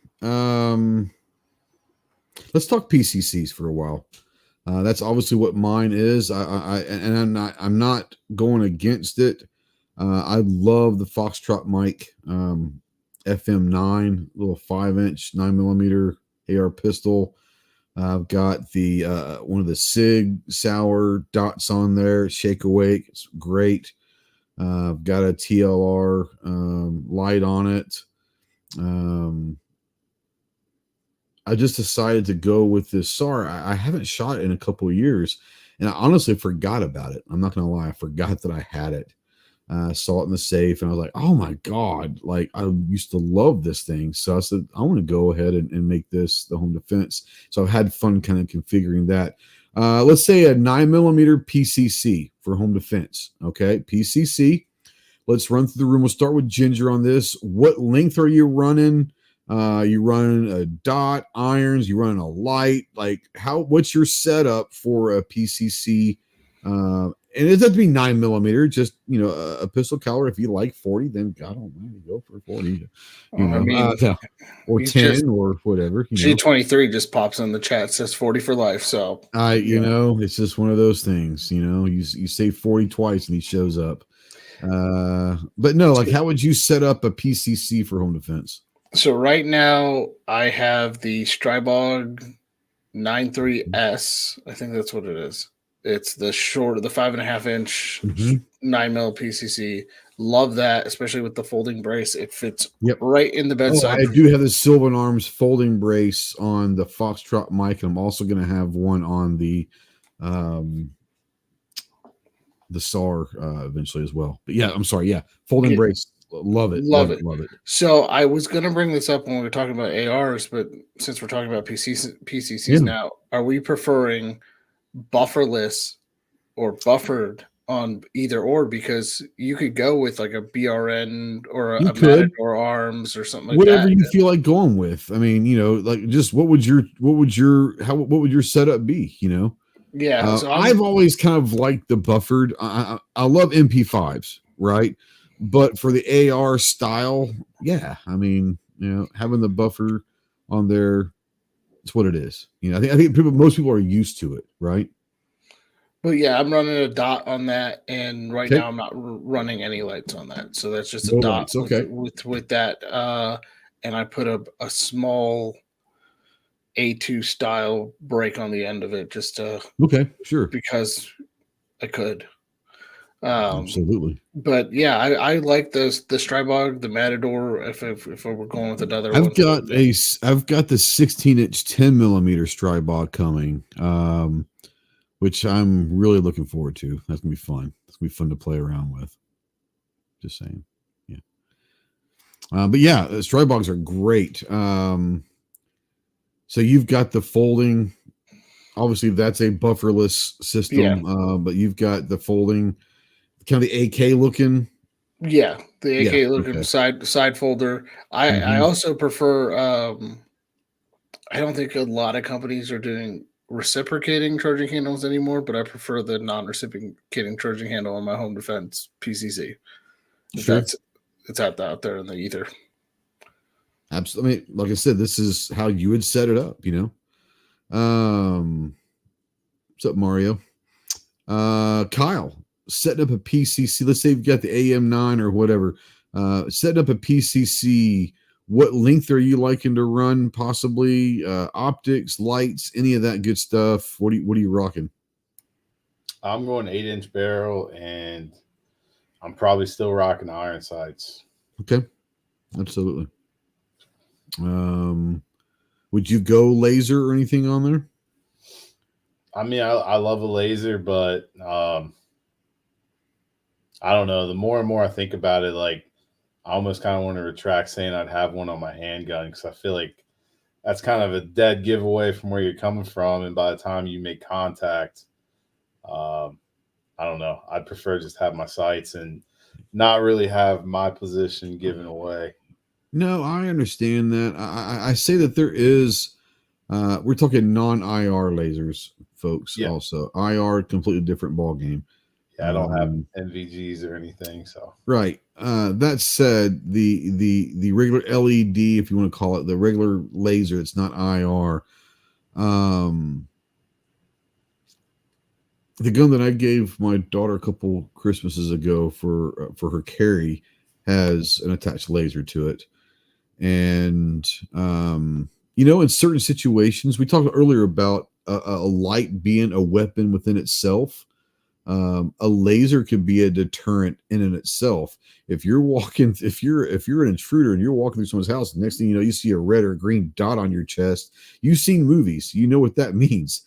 There's a chance that maybe they just leave. So I think that, you know, if you're going to have a light or a laser on there, it doesn't necessarily mean you have to use it, you know? So you could have that laser attached, or you could have that light attached. I've got a light on this one. I'm going to have a light on all of mine that are home defense stuff. It doesn't mean I'm going to use them all the time. But yeah, I would never say to, you know, don't detract, say, hey, I don't think yeah, you can always have it on there. You don't have to use it. Let's see here. Mark Jackson says, Kyle, some of those lasers, yes, are so strong it's a giveaway. They're on the flip side enough to see like the laser light combo and MMP. Sykes has never done a PCC, but I'd go the 45 ACP 10.5-inch barrel iron sights with a white light. There you go. Chris, PCC setup for home defense. Yeah, if I was going to do one, I'm going to go. I don't really want to go with a 5-inch barrel just because my arms are so long. I want see, I have like T-Rex arms, so I'm all about that. Those short barrels. Probably do what Kyle said. I'd go probably 8-inch on the barrel. Mm-hmm. Definitely have a light on it and a dot. Folding stock. What caliber? 9? Yeah. Okay. There's some 147 grainers in it for the house. Yep. Yeah. And I was going to say, the next question is going to be is through the room here. Ammo. Let's say, are you guys using home defense ammo, or are you using regular ball ammo? Or I mean, you don't have to answer that. Some people don't want to give their information away, but I mean, are you going to run defensive ammo? For sure, for me, yeah. Yeah, it's 100% for me too. Yeah. I will actually give the defensive ammo. I like running the SIG 1.4 grade, the V Crown. Run it with, and then practice if I'm sighting in with the practice ammo. It's a great combination. So I'll say this. Up until a couple years ago, I never tried to say I'm not a big SIG guy. I don't dislike SIG. I'm just not a big SIG guy, right? And for the longest time, I've used Hornady Critical Defense as whether it's ARs, handguns. That's the defensive ammo that I've always carried. A couple of years ago, maybe 3 years ago, hell, not even 5 years ago. I don't remember. Several years ago, right? Got my local gun shop. Said, hey, just got some of this new SIG V Crown carry ammo. Here, take a couple boxes. Let me know what you think. And I was like, sure, thanks. Went to the range and love it. And oh, by the way, the V Crown like self-defense ammo is roughly the same price as other ammo. It's much less than the Hornadies or the Underwoods or any of these self-defense, home defense ammos. I'll tell you this, that SIG V Crown defense ammo might be the best value for a defensive ammo out there for sure. It's still great stuff, but it is much cheaper than the other stuff. So Federal put some good. Go ahead. Oh, and the expansion on that stuff is crazy. Awesome. Yeah. Especially for the 9. The only one that really didn't impress me was the test that I watched on the 380. I haven't shot the 380. I've only shot the 9. Much, but the 9mm V Crown is super impressive. Yeah, I've only shot the 9. And I would be I would have zero problems to tell people, that's a great one to go with. What's up, Steve? How you doing, bud? Hour 41. So let's talk real quick about a home defense plan. And I don't remember who it was. So bringing your family into the home defense, whether it's clearing rooms or whatever. Obviously, everyone's different. Some people like us. My kid's gone, so it's me and my wife. Some people have kids. Some people have parents or grandparents, or you have other people living in the house with you. Depending upon how that works. The first question I'll run through the room. We'll start with Chris on this one. Do you have? I'm not saying like a written down plan, but like, do you have an intruder plan? Like if there's an intruder that comes in the house at 2 a.m, does everyone in the household kind of know what their responsibility is? Do you have one of those plans? My plan with, I've just got 2 of them living here, my wife and my son. Right. I've told them I want them to stay put, get down beside the bed or let me take care of the, heading out of the room thing. Sure. My son's room's right across from ours, directly across. So, okay. If anybody's coming into the house, they have to come from the complete opposite side from where our bedrooms are at. Okay, so he'll have time. So you want him to come to your bedroom with your wife? No, is that what you want to do? Or you want him to stay still? Okay. Yeah. Interesting.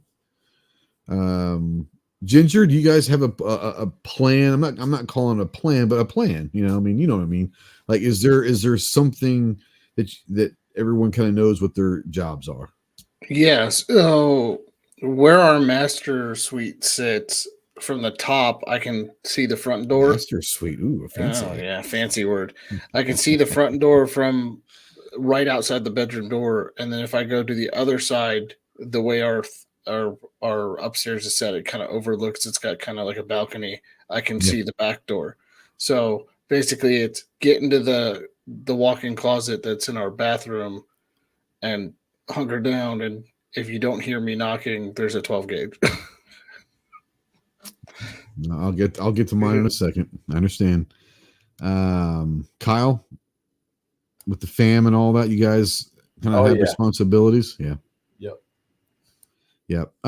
For me, it's kind of like yours, John. Our master bedroom has the master bathroom, and it goes down a little bit ways, and there's the walk-in closet and at the back of that. Obviously, you guys, most of you know that my wife is not a gun person. There are strategically placed firearms throughout the house. I don't know if it's still there. A couple of years ago, I had to where you never had to walk more than 10 paces or 15 paces throughout the house to be able to find either a firearm or a magazine or ammo or whatever, knife or something. I think it's still pretty much set up that way. But anyways, my wife's not. But if something happens, the first thing she's going to do, she's going to go back into that walk-in closet. It's one way in, one way out. There's a couple different things in that closet that she'll be able to utilize, and I'll tell her if it's not me, and there will be a signal word to let her know that it's me coming into that doorway. If that door opens without that signal being given, then all hell's going to break loose. For me, that's funny as hell. Well played, Kyle. Well played. I will not bring that out publicly, but 100% correct. Dogs are a deterrent. Our dog sleeps in our bedroom with us, but she's gonna bark. She may, I'm not gonna open the door and let her go attack because I don't want her getting shot. If anyone's gonna get shot, let it be me. But she's gonna bark. She can only know someone's out there for sure. And our private chat's pretty good right now. Anyways, so yeah. Now I was talking earlier about clearing your room. Do y'all practice that at all? Like, do you guys have to, don't mean me calling you. Let's go ahead and just talk right now. Do y'all practice that? Yeah. No, definitely. And another thing that I recommend everybody do is work on different stances and different positions that you have inside your house. Because that's another advantage you have of just knowing your terrain above anybody else. Like, know what you can use as a rest for this, and so on and so forth. We can go on for hours on that. But oh yeah. Yeah. Literally, I could go on for hours on this stuff. I love it. This is my wheelhouse. Yeah. Yeah. Go ahead, John. Yeah, it's the same thing, practice. And I am weird. I actually cannot aim down a rifle with my left eye at all. So I have to, that's why handgun's preferred for that kind of stuff. So I have to practice. I can switch hands and aim with my left eye with handgun, but rifle cannot do that at all. So practicing angles with that is important. Let me ask you guys this. No one brought it up. And not many people think about this, but an important part, an important accessory that goes unforgotten a lot of time is a sling. Where do y'all stand on slings for your home defense rifles or PCCs? I use, again, this kind of a minimalist approach, but it's not why I use it. I use a parade sling. Actually, one that was issued to me. The old GI sling, baby. Yeah, and the reason being is, man, that thing's just so versatile, even though it's so simple in design. It could be a tourniquet, it could be a belt, it could be a wallet, whatever you need it to be. Yeah. I like to just get locked in there and tighten it down and ready to go. Absolutely. Chris, John, where do you come down on slings for home defense? I'm still up in the air on that because, like I said, I'm still using my handgun for my self-defense gun or home defense gun right now. But that's gonna be a whole other thing I'm gonna have to train with. So, I'm with Chris. I would like to use a sling, but right now I haven't trained with it. So when seconds count, I'd rather just grab and go than have to worry about that getting in the way. That's fair. I'm a sling guy. I everything is good. I love a sling, but I've been working with slings for a long time. So, the great thing about a sling is once you're used to it, switching from strong hand to weak hand, if you run a tight sling, different ways that you can, stabilize yourself with a sling. If you're getting stabbed or shot, or you're having to shoot one-handed with an AR or whatever, stabilizing yourself pretty easy helps in a lot of different ways. More importantly, if you got a sling, you don't have to set something down to pick up move something or pick up a child or whatever, it's still right there. It's in your workspace. You're able to get it whenever you need it. Not saying you should. I'm just saying that if you're out there and you're going to run some kind of a platform that's a rifle or PCC, something that has sling capabilities, at least look into it and at least try it, because there's a lot of different advantages that a sling proposes in those type of situations. Once again, either have it and not need it, than need it and not have it. One of those things. Mario says both sides are my strong side. Yeah, I mean, you should be able to not have a strong and weak side. Let's be honest. You should be able to run your systems, both sides, very proficiently. Is one going to be more comfortable? Obviously, but you should be able. Now, I want to say this. This is just my personal opinion. If you're going to run a sling, do not run a single point sling. Just saying. Single point slings, if you're a male, has a tendency of hitting your junk in a situation where it just flies down. That's a disadvantage in that situation. At least you're a short person like I am. It is what it is. But I'm a sling guy. But once again, all of this is personal preference. All of this is something that whatever you decide to go with, practice it constantly. If you change something, you change a red dot, you change a light, you change a sling, you change a laser, anything that you change, make sure before you put that into play that you've got plenty of time training and practice with that, because not everything's the same. Every dot's this differently. You can't just take a dot out of a box, throw it on a weapon system, and think that it's zeroed. It's not the case. There you go. 2-point slings. There you go, G-Webs. That's right. 2-point sling. But yeah, anything that we want to bring up real quick? Let's start with Ginger on this. We talked about a lot of stuff, and I know that we could talk for hours upon hours upon hours for different strategies and different things. As far as setups, we're talking about tonight specifically weapon setups, not tactics or anything like that, but weapon setups. Anything that we haven't discussed tonight that you want to bring up, or something that you do that you want to tell people that might want to think about? I mean, weapon setup, I think we touched on it, but I don't think we talked about night sights. I don't think we actually went through the room. Sure. On handguns, talked about night sights, even on rifles, because I know there's some who are making fun. There are. Sure. There are. But if you can't afford night sights, they can be a little expensive. Go get some neon spray paint. It can work the same. Walmart sells a spray paint and glow in the dark. Not a problem. It'll run. Go ahead. Sorry. No, I prefer night vision, and only because not only do I like them and I like the people over there, but we just did a podcast with them that dropped today. I love night vision.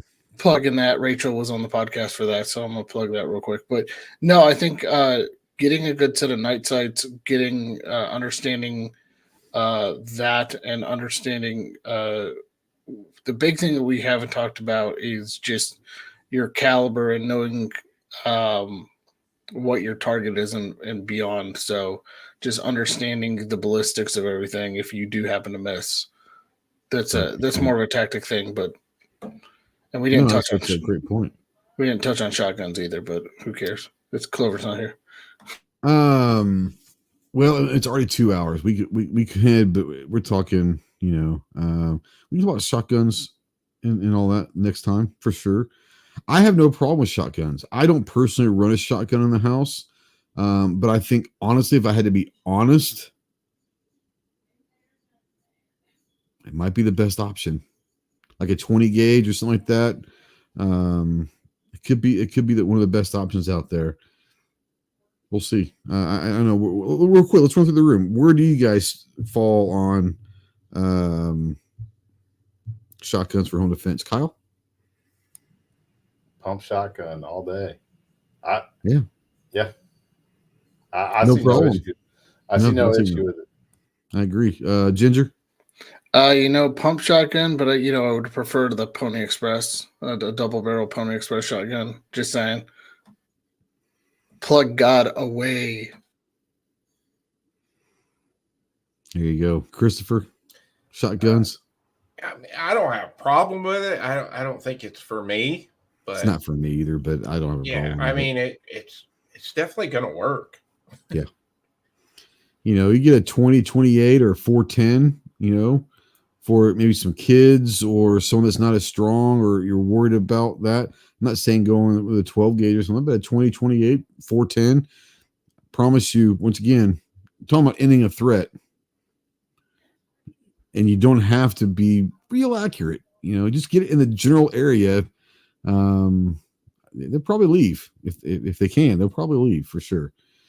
Kyle, anything that you want to bring up as far as setups and all of that that we talked about tonight that we didn't cover, or anything like that? No, I'll just hammer down on the make sure you train. Absolutely. Gosh, training and communicating, all that. That's what it all boils down to. It really doesn't matter what you use. If you're not training, you're going to fail. So, yep. Ginger does not need a 10 gauge coach gun. He wouldn't be able to shoot. He's not strong enough. Yeah, I said it. Chris, anything we need to bring up and we haven't discussed, or anything you wanted to bring up? John stole mine when the shotgun. No, what's beyond your target thing. Oh, yeah. That's a real thing. My bad, Chris. That's a real thing. Those Ohio kids, I guess, are thinking alike, which is scary. I had something starred. I had this starred from Mr. Prater. What does sufficient civilian training look like for self-defense? There's nothing specific. There are classes that are home defense training, whether it's force on force, using simunitions, using airsoft. There's all sorts of things, but ultimately it just comes down to a home defense training class is understanding how to work and move within space or lack thereof. Once again, being able to pull that trigger at a close distance is one thing.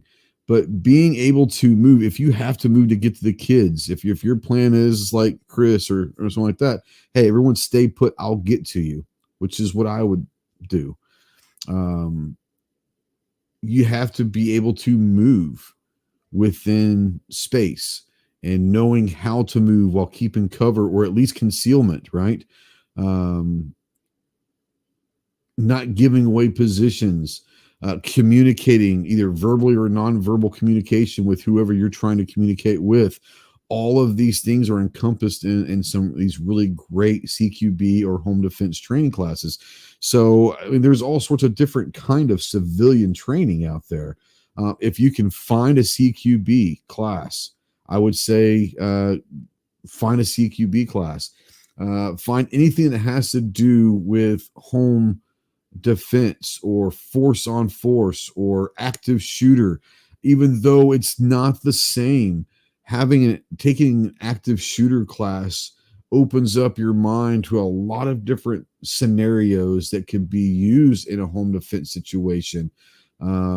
Understanding, once again, movement, communication, all that stuff. It's not ideal, but an active shooter class could actually bring some different points of views for a home defense scenario as well. The answer to your question, Prater, is there is not like a specific curriculum that you need to be looking for. I say if there's 5 different classes offered in your area that does home defense training, take all 5 of them. It's not going to hurt you. If you can afford it, do it. That's a great thing, Defense Dad. That was the last question I was going to bring up. Ear Pro and Eye Pro, home defense. You guys rocking it? You keeping your Ear Pro and Eye Pro by the night table or what? Chris, what do you think? No. It's just extra stuff that I don't want to have to. Yeah, I get it. I mean, you're gonna your bell's gonna be rung as soon as you fire that first shot in the house. But yeah, it's too much. Like it might not be wrong though, depending on how high your adrenaline spikes. Once your adrenaline reaches a certain level, you're fine. You're not gonna feel it till later. You'll definitely feel it. You will feel it. Yeah. The only time we ever ran Ear Pro when I was in the Marine Corps was when we were at the range. That's it. Ever. And we used those damn foamies back in the day, you know. They weren't going to do anything. So we used the 3Ms. I bet you did. But yeah, you guys. Yeah, you also were issued trichicons in boot camp too. So you know. Did you know, Kyle, you could sue the government over 3M here? Yes, you can. And you were you at Lejeune too, weren't you? I was chugging that water, baby. But that lawsuit's way before my time. Yeah, I think it was like 80s and maybe into the 90s, but I don't think it went into the 2000s, did it? Yeah. I was at Lejeune for 3 weeks. And for a short school there. But I don't remember. I mean, obviously we drank water, but that was in what, 94? So I don't know.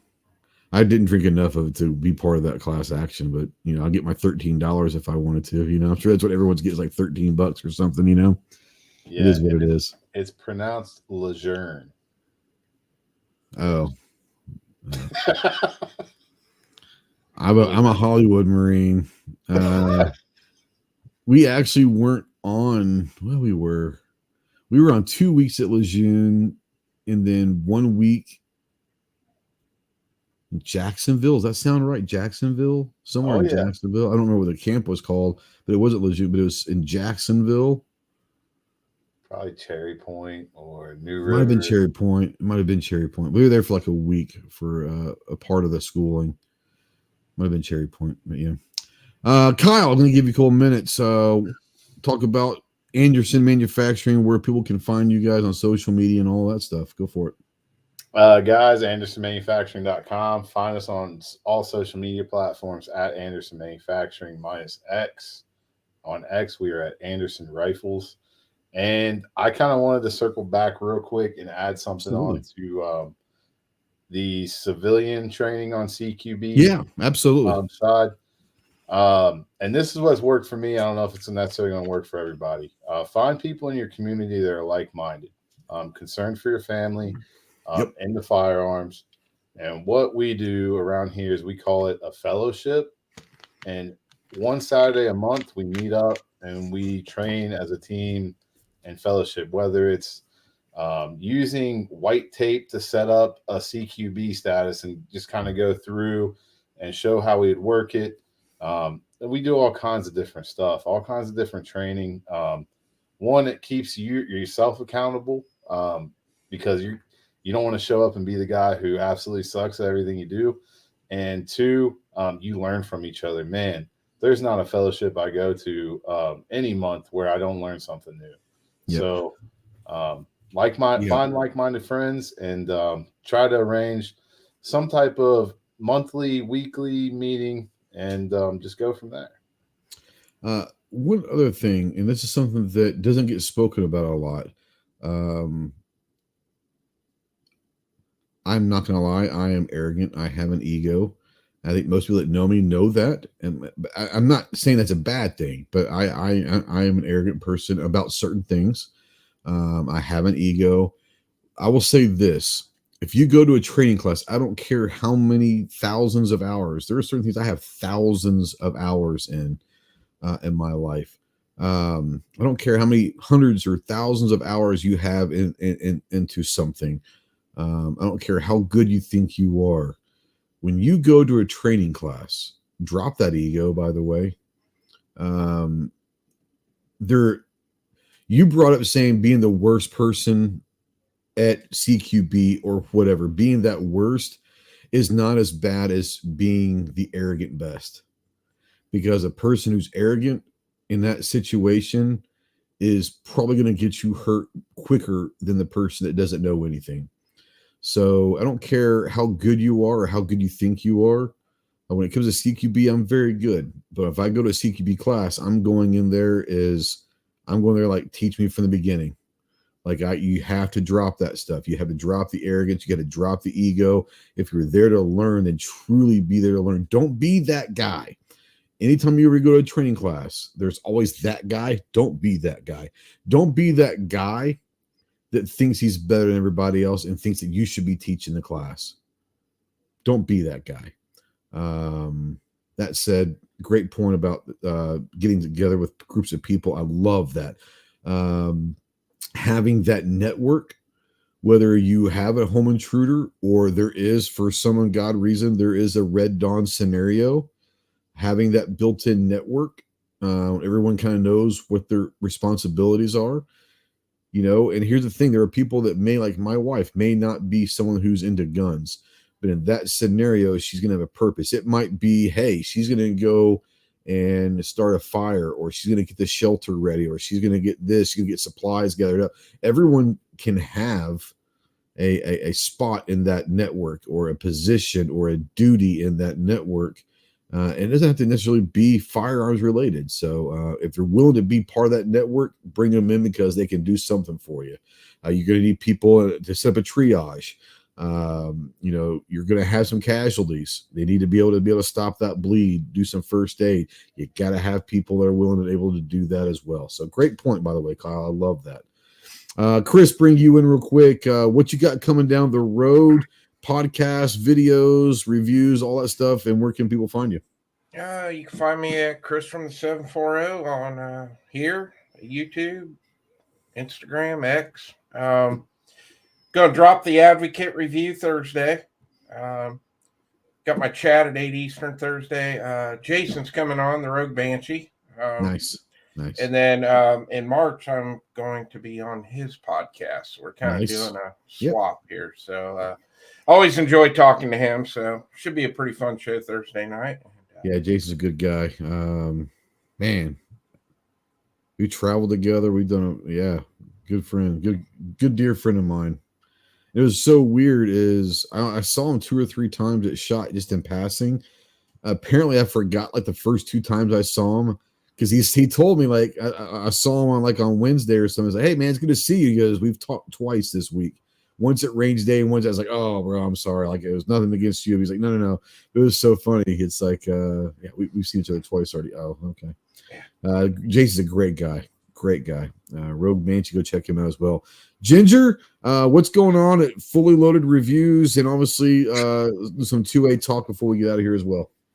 Yeah, so Fully Loaded Reviews, we've got a number of reviews that we've got coming up, including the Anderson Kiger, the Anderson Dissipator, the Ross Martin, the AREX Delta, which I'm really excited to compare the Ross Martin to that. Is this the Delta 2, or which one is it? Delta, which one is it? Delta 2M. So, okay, gotcha. So I've got both that coming up in the Strybog.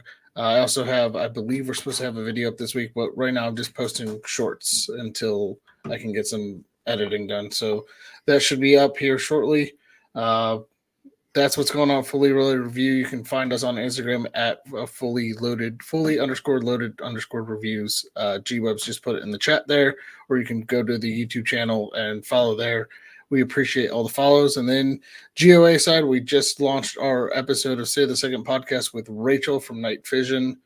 Great episode. She talks about the Bruin case in the second half of the episode. Yeah. If you're really into night sights, listen to the first half of the episode. If you're really into understanding Bruin, listen to the second half of the episode. It's a great combination of the two. In our generation, right? In the last, let's say 25 years, whatever, 2 have been truly groundbreaking. Heller, obviously, incredibly important.